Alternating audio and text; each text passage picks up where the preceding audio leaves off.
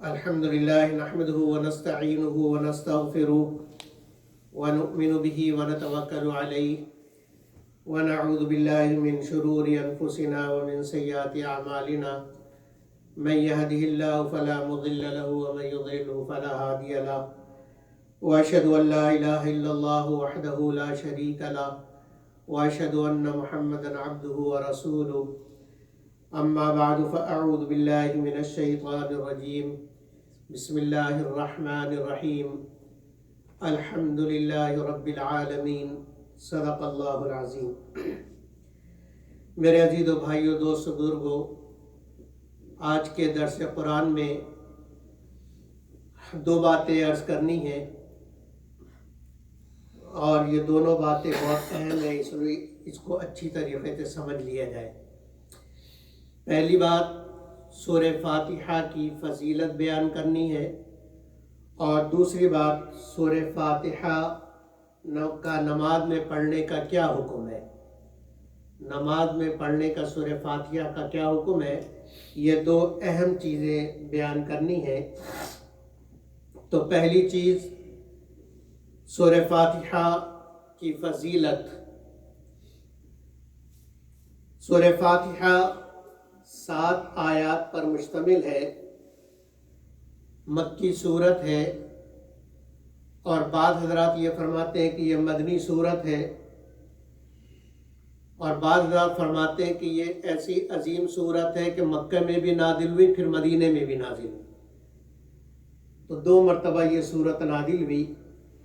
اور اللہ کے نبی صلی اللہ علیہ وسلم فرماتے ہیں کہ یہ سورہ فاتحہ ایسی صورت ہے جو نہ تورات میں، نہ زبور میں، نہ انجیل میں، اور نہ باقی قرآن میں ہے، ایسی عظیم صورت ہے۔ اس صورت کے بہت سارے نام حدیث میں بھی ذکر کیے گئے، علماء نے بھی بیان کیے۔ اس صورت کا نام ایک صورت اساس ہے۔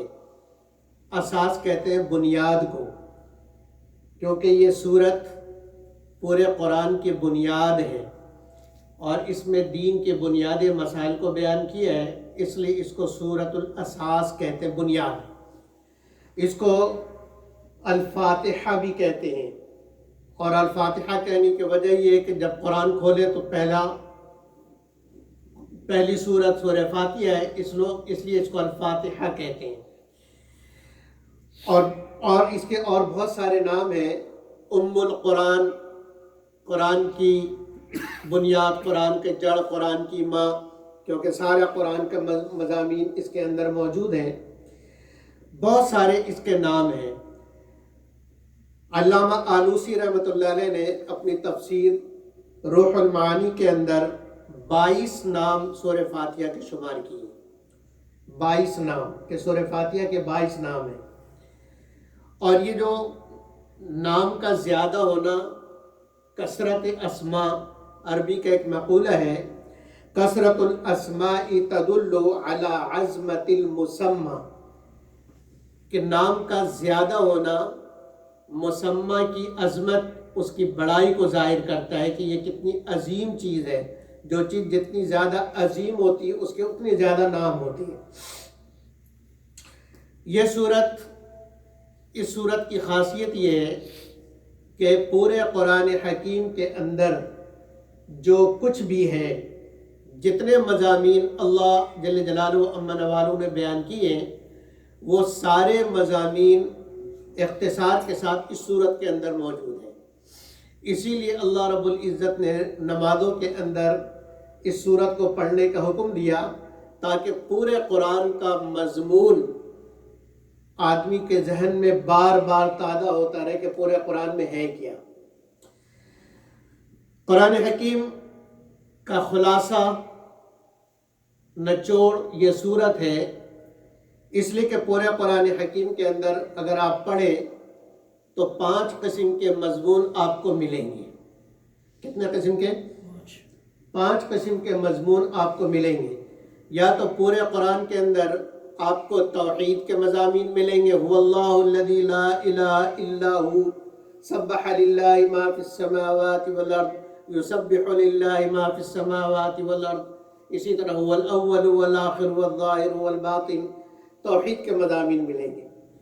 दूसरे नंबर पर आपको रिसालत के मज़ामीन मिलेंगे। वलक़द अरसलना नूहन इला क़ौमिही व इला आदिन अख़ाहुम हूदा व इला समूद अख़ाहुम सालिहा व इला मदयन अख़ाहुम शुअैबा। मुख्तलिफ़ अम्बिया अलैहिस्सलातु वस्सलाम के अहवाल आपको मिलेंगे।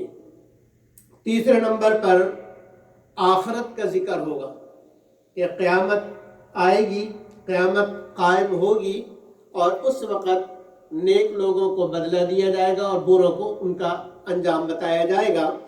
तो आखिरत का जिक्र, क़यामत का जिक्र। और चौथे नंबर पर अल्लाह के अहकाम, शरीयत के अहकाम मानने वालों को अल्लाह क्या इनाम अता फरमाएंगे, दुनिया के अंदर अल्लाह ने क्या इनाम दिया और आखिरत में अल्लाह क्या इनाम देंगे, इसका जिक्र। और पांचवें नंबर पर कि ना मानने वालों का क्या अंजाम होगा, कैसी इबरतनाक उनको सज़ा मिलेगी दुनिया के अंदर भी और आखिरत के अंदर भी। ये 5 मज़ामीन अल्लाह ने कुरान के अंदर बयान किया और ये सारे मज़ामीन इस सूरत के अंदर मौजूद हैं। बाद उलमा ने फरमाया कि पूरे कुरान हकीम के अंदर 3 मज़ामीन हैं। तौहीद, जब कहा जाता है तौहीद तो रिसालत उसमें खुद बहुत शामिल हो जाती है कि तौहीद और रिसालत, तौहीद और रिसालत। और इसी तरीके से क़यामत का जिक्र अल्लाह ने इसके अंदर बयान किया। तौहीद, रिसालत और क़यामत, ये 3 मज़ामीन बयान किए।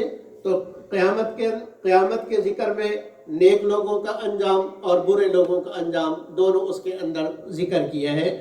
तो इसके अंदर, इस सूरत के अंदर ये तीनों मज़ामीन मौजूद हैं। इस सूरत की इब्तिदाई 2 आयतें अल्हम्दुलिल्लाहि रब्बिल आलमीन अर्रहमानिर रहीम, इसके अंदर तौहीद का जिक्र है। मालिकी यौमिद्दीन, तीसरी आयत मालिकी यौमिद्दीन, इसमें क़यामत का जिक्र है। और 5वीं और 6ठी आयत के अंदर नबूवत और रिसालत का जिक्र है कि यहूद और नसारा का अंजाम क्या हुआ और मानने वालों के साथ अल्लाह का इनाम क्या होगा, इसका जिक्र है। तो पूरे कुरान का खुलासा इसके अंदर चूँकि मौजूद है, इसलिए इसको सूरतुल असास या उम्मुल किताब कहते हैं। बहुत ज़्यादा इसकी फजीलतें हैं। हज़रत अबू हुरैरा रज़ी अल्लाह अन्हु फरमाते हैं कि हदीस कुदसी है, अल्लाह जल्ले जलालहु व अम्मा नवालहु, हदीस कुदसी उसको कहते हैं कि नबी अकरम सल्लल्लाहु अलैहि वसल्लम यूँ कहे कि क़ाल अल्लाह सुब्हानहु व तआला, कि नबी सल्लल्लाहु अलैहि वसल्लम ये कहे कि अल्लाह ताला ये कहते हैं, अल्लाह ने ये फरमाया, और वो कुरान के अंदर मौजूद ना हो। अगर कुरान के अंदर हो तो वो तो वही मतलू है, और अगर कुरान के अंदर वो ना हो लेकिन नबी अकरम सल्लल्लाहु अलैहि वसल्लम उस बात को मंसूब करे अल्लाह की तरफ, तो इसको हदीस कुदसी कहते हैं। हदीस कुदसी में अल्लाह के नबी सल्लल्लाहु अलैहि वसल्लम इरशाद फरमाते हैं कि अल्लाह ने फरमाया, क़स्समतु बैनी व बैन अब्दी, क़स्समतु सलात बैनी व बैन अब्दी। सलात से मुराद सूरह फातिहा है कि मैंने सूरह फातिहा अपने और बंदे के दरमियान तकसीम कर दिया, निस्फ़ैन, आधा आधा। ये सूरत आधी मेरे लिए है, आधी मेरे बंदे के लिए। और वली अब्दी मा सअल, बंदा जो इसके अंदर मांगेगा मैं उसको दूंगा। फिर फरमाया इज़ा क़ाला इज़ा क़ाला अल-अब्दु अल्हम्दुलिल्लाहि रब्बिल आलमीन, जब बंदा कहता है ना अल्हम्दुलिल्लाहि रब्बिल आलमीन, तो अल्लाह उसका जवाब देते हैं और कहते हैं हमदनी अब्दी, देखो मेरा बंदा मेरी तारीफ कर रहा है, मेरे बंदे ने मेरी तारीफ की। और जब बंदा कहता है अर्रहमानिर रहीम, तो अल्लाह कहते हैं असना अलैया अब्दी, मेरे बंदे ने मेरी सना बयान की, मेरी तारीफ की है। اور جب بندہ کہتا ہے مالک یوم الدین، مالک یوم الدین، تو اللہ کہتا ہے مجدنی عبدی، میری عظمت، میری بزرگی، میری بڑائی کو میرے بندے نے بیان کیا۔ تو ہر جملے کا اللہ جواب دے رہے ہیں۔ اسی لیے علماء نے لکھا ہے کہ سورہ فاتحہ بہت آرام اور اطمینان سے پڑھنا چاہیے، کیونکہ اللہ کی طرف سے جواب آ رہا ہے۔ اور پھر جب بندہ کہتا ہے ایاک نعبد و ایاک نستعین، تو اللہ کہتے ہیں ھذا نصف لی و نصف لعبدی، ایاک نعبد، اے اللہ ہم تیری ہی عبادت کرتے ہیں، تو یہ ہو گیا اللہ کے لیے، و ایاک نستعین، اور اللہ تجھ ہی سے مدد مانگتے ہیں، تو یہ ہو گیا بندے کے لیے۔ تو اللہ کہتے ہیں یہ جو دو آیت ہے نا، یہ جو آیت ہے ایاک نعبد و ایاک نستعین، نصف لی و نصف لعبدی، یہ آدھا میرے لیے ہے اور آدھا میرے بندے کے لیے ہے، وَلِعَبْدِي مَا سَأَلَ، اب مانگو کیا مانگتے ہو، جو مانگو گے ملے گا۔ اب آگے بندے نے مانگنا شروع کیا، اہدنا الصراط المستقیم، اللہ ہدایت دے دے، صراط الذین انعمت علیہم، ان لوگوں کا راستہ جن پر انعام کیا، غیر انعمت علیہم غیر المغضوب علیہم ولا الضالین، ان لوگوں کا راستے سے ہمیں بچا جو گمراہ ہوئے اور جنہوں نے گمراہی کو اختیار کیا، جو ہدایت سے دور رہے۔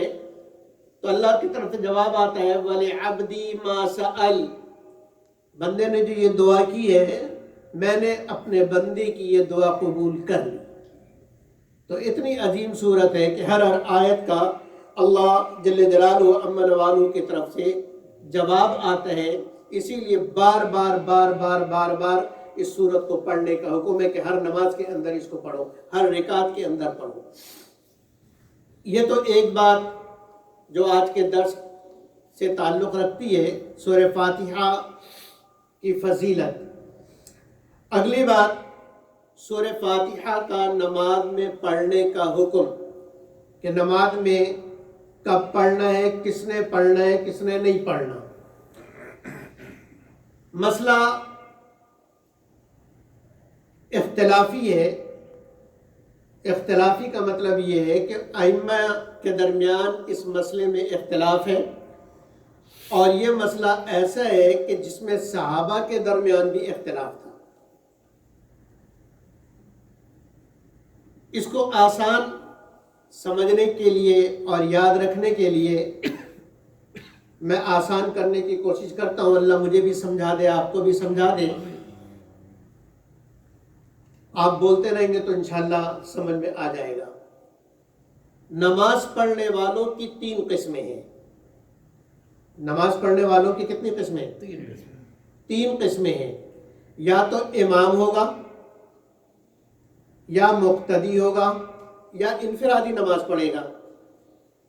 امام کے پیچھے آپ نے عشاء کی نماز پڑھی، میرے پیچھے امام کے پیچھے، تو ایک میں پیچھے پڑھنے والے آپ، فرض کے بعد ہر ایک نے سنتیں پڑھی، وتر پڑھی، تو اس نے انفرادی نماز پڑھی۔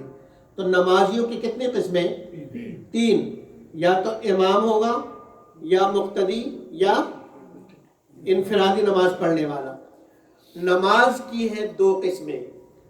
نماز کی کتنی قسمیں؟ 2 قسمیں ہیں۔ یا تو نماز ہوگی جہری، آواز کے ساتھ پڑھی جانے والی، یا نماز ہوگی سری۔ ظہر اور عصر سری نماز ہے، اس میں قرات زور سے نہیں ہوتی۔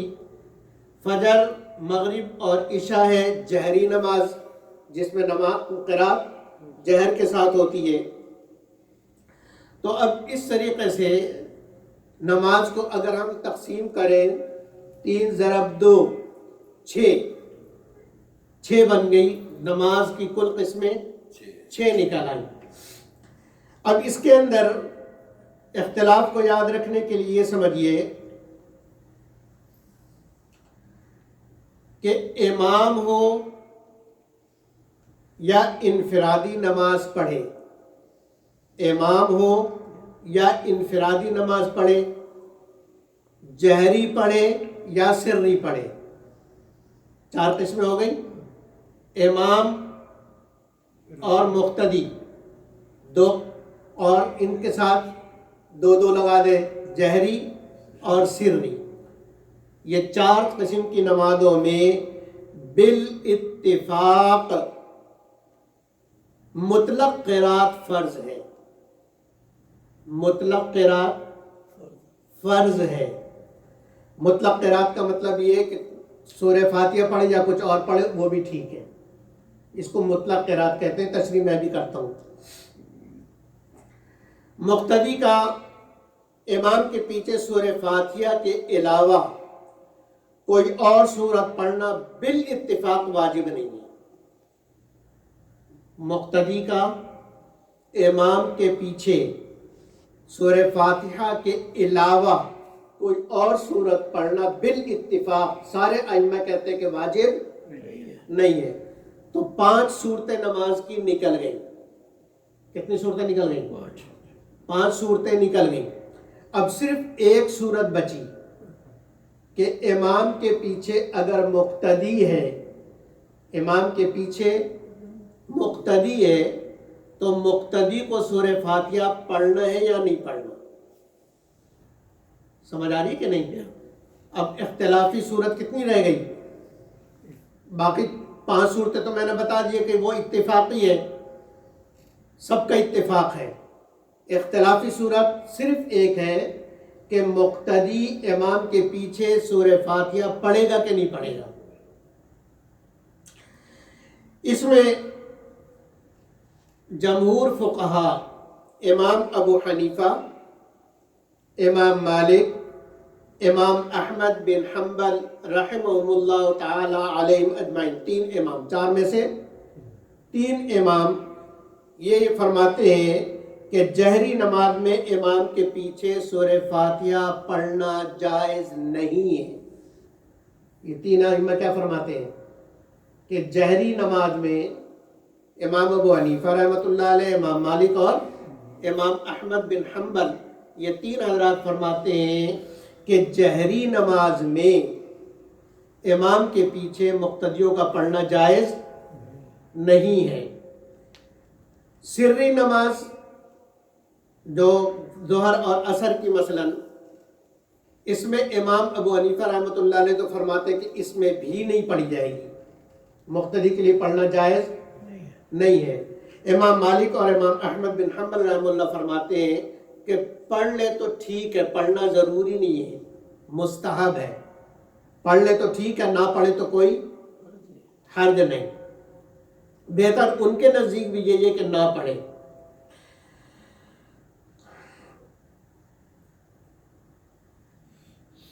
امام ابو حنیفہ رحمۃ اللہ علیہ کے نزدیک سری نماز میں بھی، جہری میں تو بتا دیے کہ جہری میں تو پڑھنا ہی نہیں، جائز ہی نہیں ہے۔ امام ابو حنیفہ رحمۃ اللہ علیہ فرماتے ہیں کہ سری نماز میں بھی، ظہر اور عصر کی نماز میں بھی امام کے پیچھے مقتدی کا پڑھنا جائز نہیں ہے۔ اب رہ گئے امام شافعی رحمۃ اللہ علیہ۔ امام شافعی رحمۃ اللہ علیہ کے نزدیک وہ یہ فرماتے ہیں کہ امام کے پیچھے مقتدی کا سورہ فاتحہ پڑھنا فرض ہے۔ ان کے نزدیک سورہ فاتحہ کا پڑھنا فرض ہے، اور باقی ائمہ کے نزدیک جائز ہی نہیں ہے۔ تو اس لیے کہتے ہیں یہ اختلافی مسئلہ ہے بڑا مشکل، کیونکہ ایک کے نزدیک فرض ہے، اگر نہیں پڑھو تو نماز ہی نہیں ہوگی، اور باقی 3 حضرات کہتے ہیں کہ پڑھنا ہی جائز نہیں ہے۔ تو اس لیے یہ مشکل مسائل میں سے ہے۔ اور یہ مسئلہ ایسا ہے کہ ائمہ کے علاوہ اوپر صحابہ میں بھی اس میں اختلاف پایا جاتا ہے۔ صحابہ رضوان اللہ علیہم اجمعین کے درمیان بھی اس میں اختلاف تھا کہ سورہ فاتحہ پڑھنی ہے کہ نہیں پڑھنی ہے۔ علامہ عینی رحمۃ اللہ علیہ نے 80 صحابہ کے نام گنوائے، نقل کیے ہے، اور 80 صحابہ کے نام کے بعد یہ فرماتے ہیں کہ یہ سارے حضرات اس بات کے قائل ہیں کہ مقتدی امام کے پیچھے نہیں پڑھے گا، مقتدی امام کے پیچھے نہیں پڑھے گا۔ سمجھ گئے؟ مختصر میں سمجھانے کے لیے بہت ہی مختصر انداز میں دلائل ذکر کر دیتا ہوں تاکہ یہ معلوم ہو کہ کوئی اپنے طرف سے اپنے گھر سے کوئی بات نہیں کر رہا. کوئی امام، چاہے وہ امام شافعی رحمۃ اللہ علیہ ہوں یا دوسرے ائمہ ہوں، ان میں سے کوئی بھی اپنے گھر سے بات نہیں کر رہے ہیں. ہر ایک کے سامنے جو دلائل ہیں ان دلائل کی روشنی میں انہوں نے یہ مسلک اختیار کیا. امام شافعی رحمۃ اللہ علیہ کس بنیاد پہ کہتے ہیں کہ امام کے پیچھے پڑھنا ضروری ہے؟ حضرت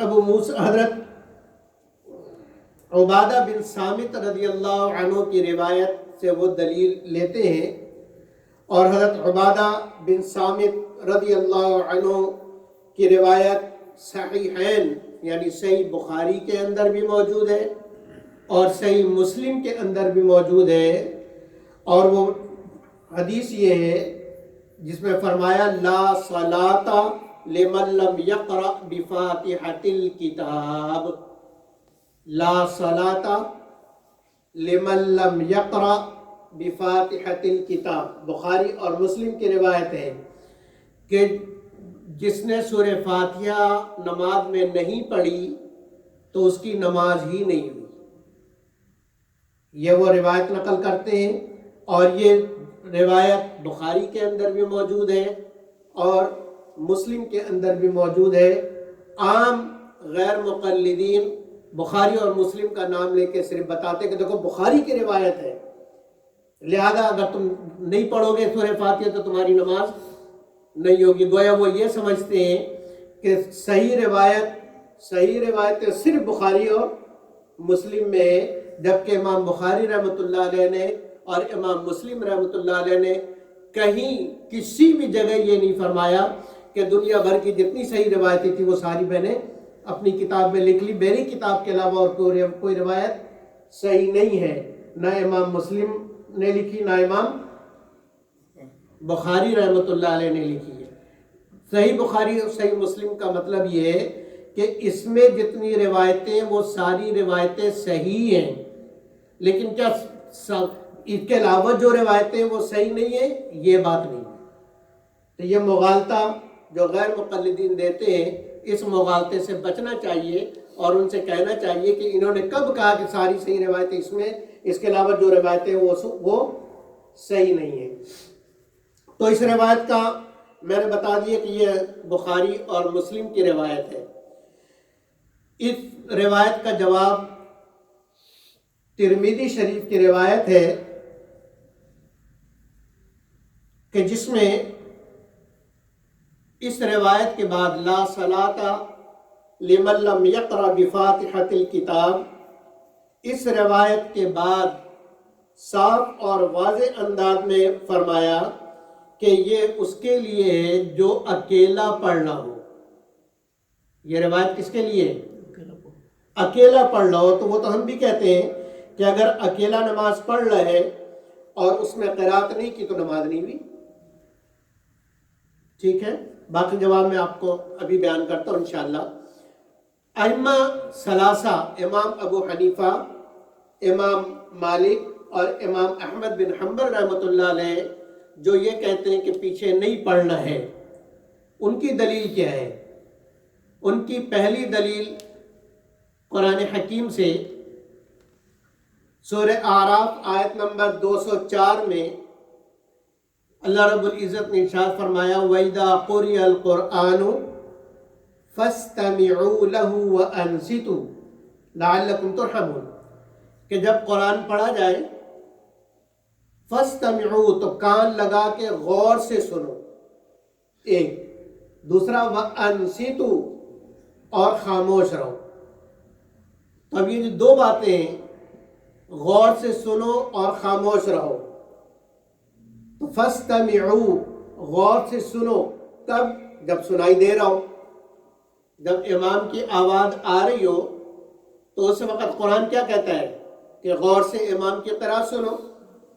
تم نے پڑھنا نہیں ہے، صرف سننا ہے، اس لیے کہ آدمی یا تو سنا سکتا ہے یا سن سکتا ہے، ایک ساتھ دو کام وہ نہیں کر سکتا.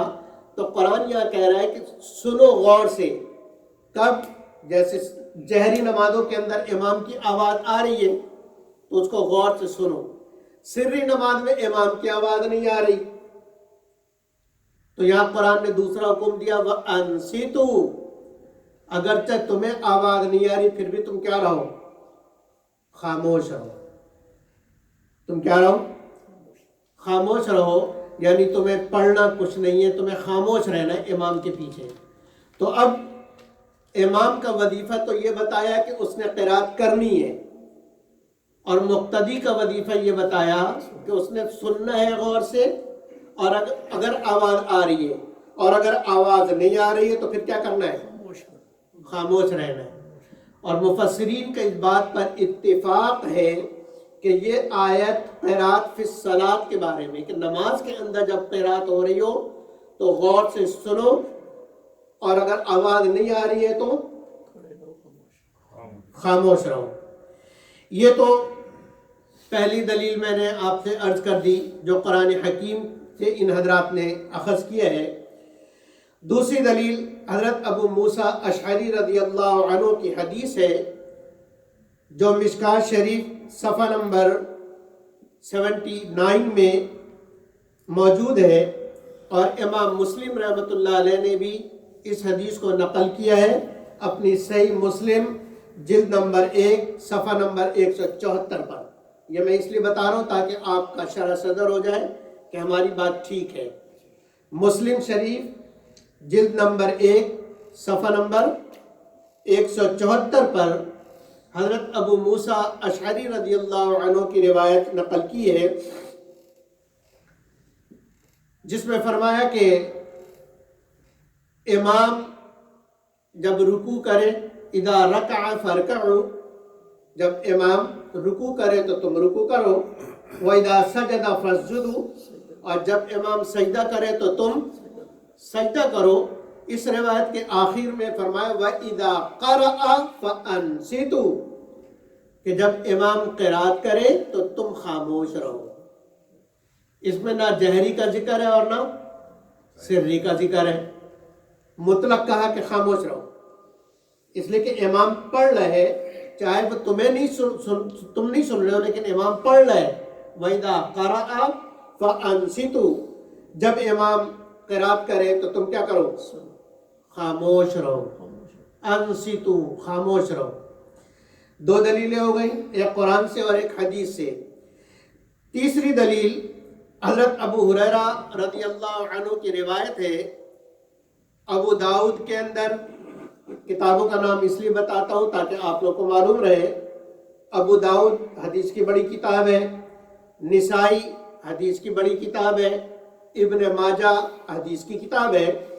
تو ان تینوں کتابوں نے، ابو داؤد نے، نسائی نے، ابن ماجہ نے، ان تینوں کتابوں نے حضرت ابو ہریرہ رضی اللہ عنہ کی حدیث نقل کی ہے جو بالکل واضح ہے، اور جس میں فرمایا انما جعل الامام لیؤتم به، انما جعل الامام لیؤتم به، کہ امام تو بنایا ہی اس لیے جاتا ہے تاکہ تم اس کی اقتداء کرو، اس کے پیچھے پیچھے چلو، اس کے پیچھے پیچھے چلو۔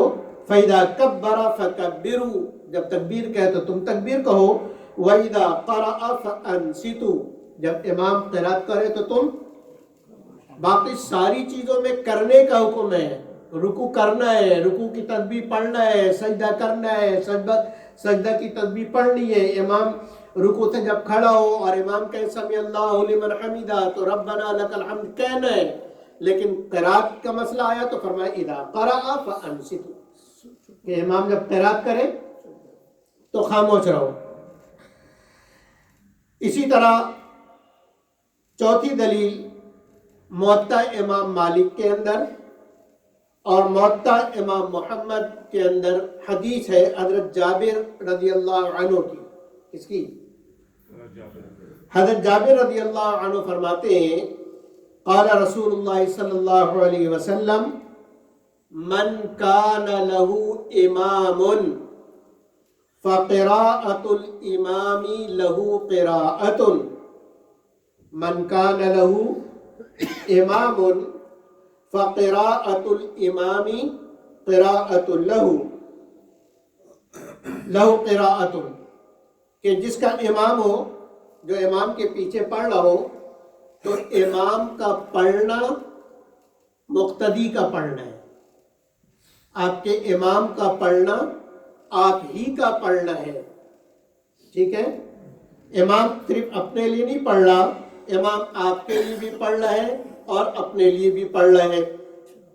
इसी तरह हज़रत अब्दुल्लाह इब्न अब्बास रज़ियल्लाहु अन्हुमा की रिवायत है, पांचवी दलील, कि नबी अकरम सल्लल्लाहु अलैहि वसल्लम ने इरशाद फरमाया, तकफी का क़िराअतुल इमामी, तुम्हारे लिए इमाम की क़िराअत काफ़ी है, चाहे वो आहिस्ता पढ़ रहा हो या जोर से पढ़ रहा हो, दोनों सूरतों में इमाम चूंकि पढ़ रहा है, लिहाजा उसकी क़िराअत तुम्हारी क़िराअत, तो तुम्हारे लिए काफ़ी, तुम्हें पढ़ने की ज़रूरत नहीं है। छठी दलील, नमाज के ऊपर मुख्तलिफ दौर आए हैं। पहले नमाज में बातें करना जायज़ था, ठीक है ना जी। एक आदमी बाहर से आता था और आके कहता था अस्सलामु अलैकुम, नमाज पढ़ने वाला जवाब भी देता था।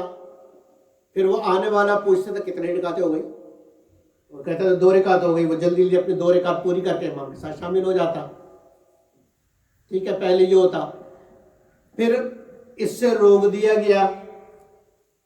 एक साहबी आया और उन्होंने आके सलाम किया, किसी ने जवाब नहीं दिया, फिर उन्होंने दोबारा सलाम किया कि शायद सुना नहीं, तो किसी ने जो है वो कहते ना, वो कड़क निगाहों से देखना, तो किसी ने कड़क निगाह से देखा, तो वो बड़े परेशान हुए कि क्या हो गया, तुम लोग की नजर ही बदल गई, कोई मेरे सलाम का जवाब ही नहीं दे रहे। तो नमाज के बाद नबी सल्लल्लाहु अलैहि वसल्लम ने इरशाद फरमाया कि अल्लाह ताला जब चाहते हैं अपने हुक्म को तब्दील करते हैं। अल्लाह ताला ने नमाज में बातें करने और कलाम करने से मना कर दिया है, इसलिए कि नमाज तो तस्बीह, तहलील और क़िराअत कुरान का नाम है। तो एक दौर नमाज के ऊपर ये आया, और एक दौर नमाज के ऊपर ये था कि लोग क़िराअत करते थे, नबी सल्लल्लाहु अलैहि वसल्लम के पीछे सूरह फातिहा पढ़ते थे। लेकिन फिर वो दौर आया, हजरत अबू हुरैरा रज़ियल्लाहु अन्हु फरमाते हैं, फन्तहन नासु अनिल क़िराअती मा रसूलिल्लाह सल्लल्लाहु अलैहि वसल्लम, के लोगों को नबी अकरम सल्लल्लाहु अलैहि वसल्लम के साथ नमाज में पढ़ने से रोक दिया गया, यानी इमाम के साथ पढ़ने से, इसलिए कि नबी सल्लल्लाहु अलैहि वसल्लम इमाम थे, तो लोगों को रोक दिया गया कि इमाम के साथ तुम नहीं पढ़ो, सिर्फ इमाम की सुनो। इसी तरह हज़रत अबू बकरा रज़ियल्लाहु अन्हु, एक सहाबी हैं, वो मस्जिद में तशरीफ़ लाए और देखा कि लोग रुकू में थे, तो उन्होंने दरवाजे पर ही नियत कर ली और रुकू में चले गए, और ऐसे रुकू में चलते चलते चलते चलते सफ में आके खड़े हो गए।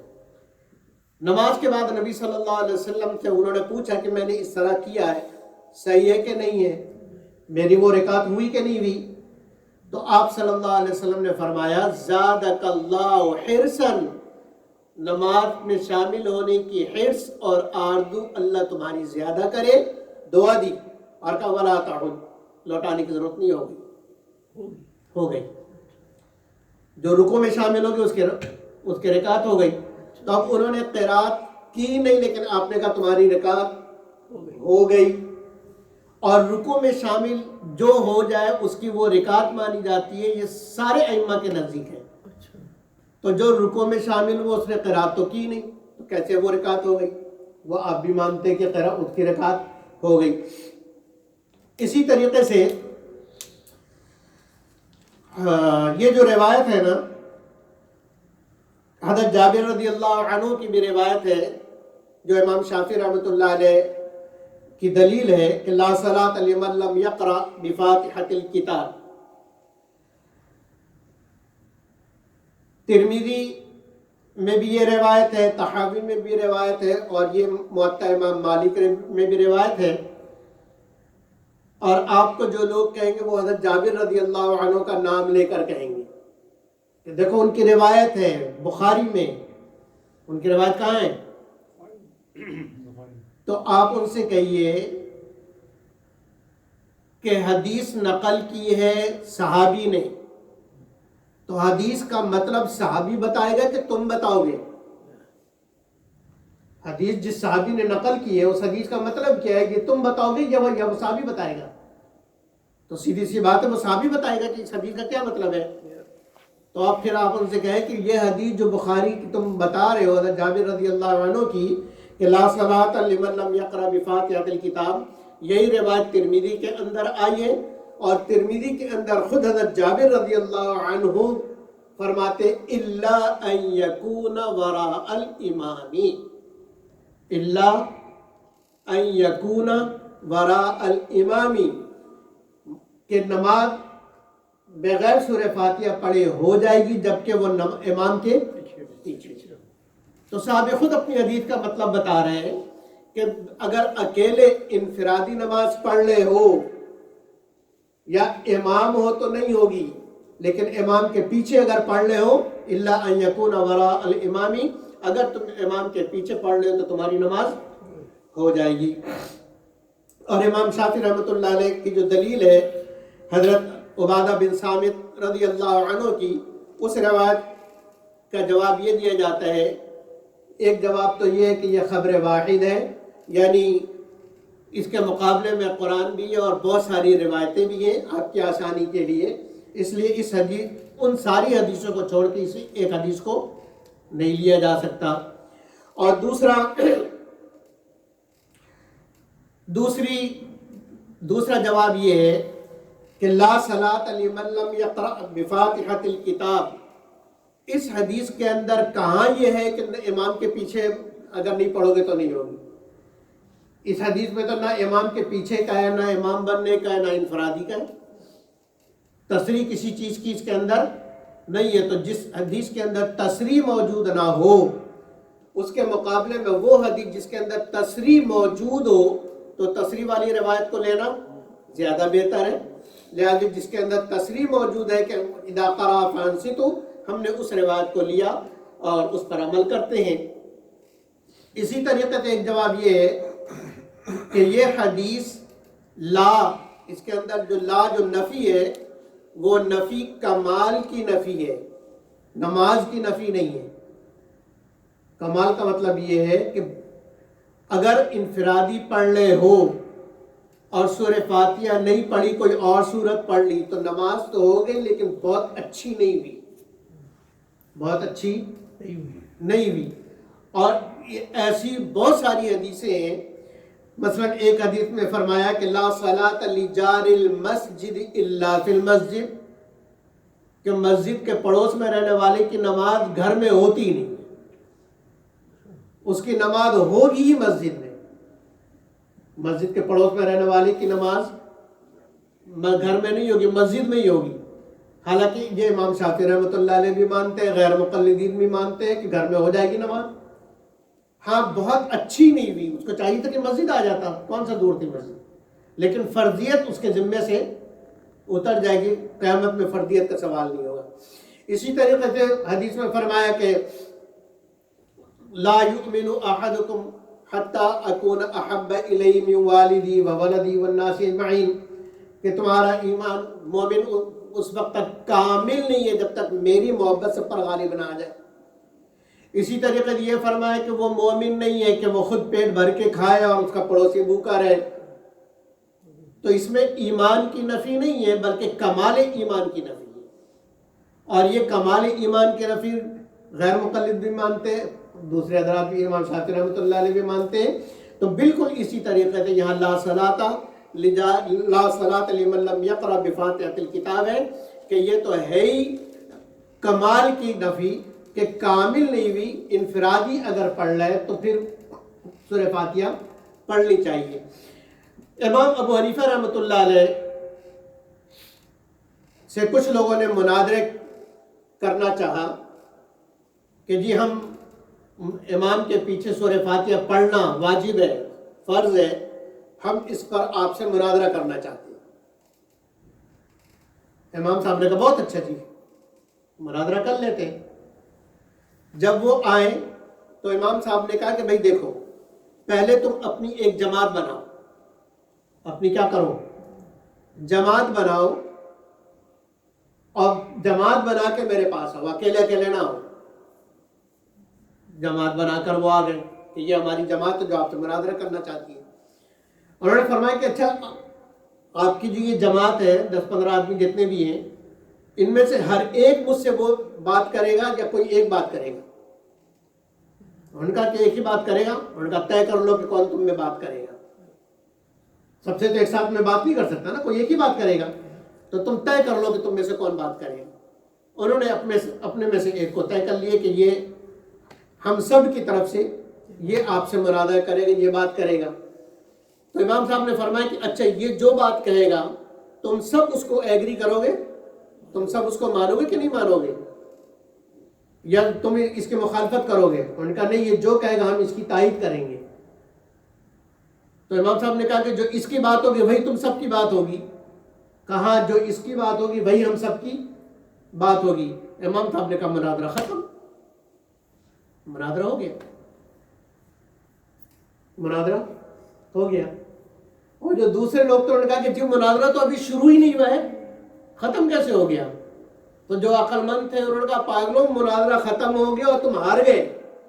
इमाम साहब ने अपना मसला साबित कर दिया कि जिस तरह इमाम से मुनाजरा करने के लिए तुम अपने में से एक को नुमाइंदा मुकर्रर कर रहे हो कि वो तुम सब की तरफ से बात कर रहे हैं, तो ऐसी तुमने जिसको इमाम बनाया है वो तुम सब का मसला अल्लाह के सामने रख रहा है।